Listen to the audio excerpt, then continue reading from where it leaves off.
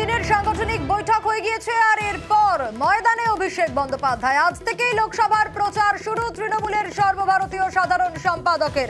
আরো বিস্তারিত জানবো আবিরের কাছ থেকেই। আবির, একেবারে 3 দিনের সভা আমরা দেখলাম, 3 দিনের বৈঠক দেখলাম, আর আজ থেকেই একেবারে প্রচার শুরু। কি বার্তা দিতে পারেন অভিষেক বন্দ্যোপাধ্যায়? দেখো, অভিষেক বন্দ্যোপাধ্যায় ইতিমধ্যেই প্রচার শুরু করে দিয়েছেন। ইতিমধ্যেই তিনি জলপাইগুড়ি, অন্যদিকে হচ্ছে মেদিনীপুর, বসিরহাট, পূর্ব বর্ধমান, এই সমস্ত যে একাধিক যে লোকসভা কেন্দ্রগুলি রয়েছে সেখানে গিয়ে তিনি প্রচার সেরে এসেছেন। আজকে তার মথুরাপুরে তার সভা হওয়ার কথা রয়েছে। তুমি জানো যে দক্ষিণ 24 পরগনাতে তৃণমূল কংগ্রেসের ফল লাগাতার ভালো। বিধানসভা হোক, লোকসভা হোক, এছাড়া পঞ্চায়েত, পুরো বিভিন্ন জায়গাতেই তারা ভালো ফল করে। অনেকেই বলে যে এটা হচ্ছে যে তাদের একটা শক্ত ঘাঁটি। তবে দক্ষিণ 24 পরগনার যে লোকসভা আসনগুলি রয়েছে সেখানে তৃণমূল কংগ্রেস চাইছে তাদের যে জয়ের ব্যবধান, ভোটের যে মার্জিনের ব্যবধান, সেটা অনেকটা বৃদ্ধি করতে। সেদিক থেকে দেখতে গেলে আজকে অভিষেক বন্দ্যোপাধ্যায়ের সভা অত্যন্ত গুরুত্বপূর্ণ দলের কর্মী সমর্থকদের কাছে। দ্বিতীয়ত হচ্ছে যে তৃণমূল কংগ্রেসের তরফ থেকে যে ইস্যুগুলোকে সামনে নিয়ে তারা বারবার ধরে যাওয়ার চেষ্টা করছে, সেটা আরো একবার তারা সামনে তুলে ধরার চেষ্টা করছে।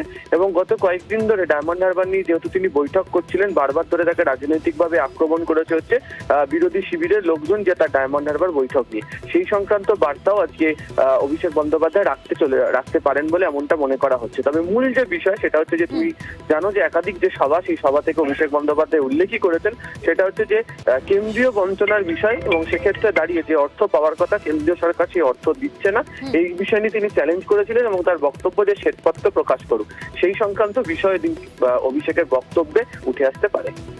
ধন্যবাদ আবির। অন্যদিকে মথুরাপুরে আজ প্রার্থী বাপি হালদার, তার সমর্থনের সভা যেমনটা আপনাদের বলছিলাম, এবং বিকেল 3টের সময় দক্ষিণ 24 পরগনা ঢোলাতেও কর্মসূচি রয়েছে। কি কি কর্মসূচি রয়েছে, এই সভায় কি শেষ মুহূর্তের প্রস্তুতি চলছে, কখন থেকে সভা, বিস্তারিত জানবো। আনিস আমাদের প্রতিনিধি রয়েছেন আমাদের সঙ্গে, আনিসের কাছ থেকে। আনিস, এই মুহূর্তের অবস্থাটা কি? একেবারে শেষ মুহূর্তের প্রস্তুতি চলছে?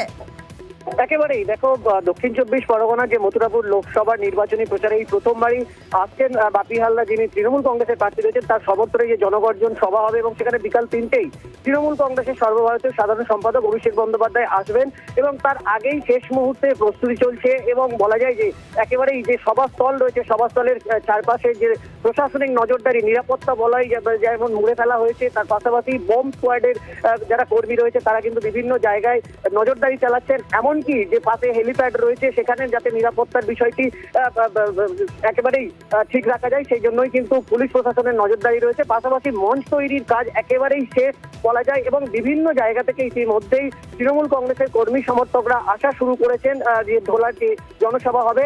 এবং তোমাকে জানিয়ে রাখবো যে মথুরাপুর লোকসভার যে তৃণমূল কংগ্রেসের প্রার্থী বাপি হালদারের সমর্থনে এই প্রথম কিন্তু দক্ষিণ 24 পরগনায় যে তৃণমূল কংগ্রেসের সর্বভারতীয় সাধারণ সম্পাদক অভিষেক বন্দ্যোপাধ্যায় তিনি নির্বাচনী প্রচারে আসেন। তা নিয়ে কিন্তু সকাল থেকে যেমন ধোলা এলাকায়। ধন্যবাদ।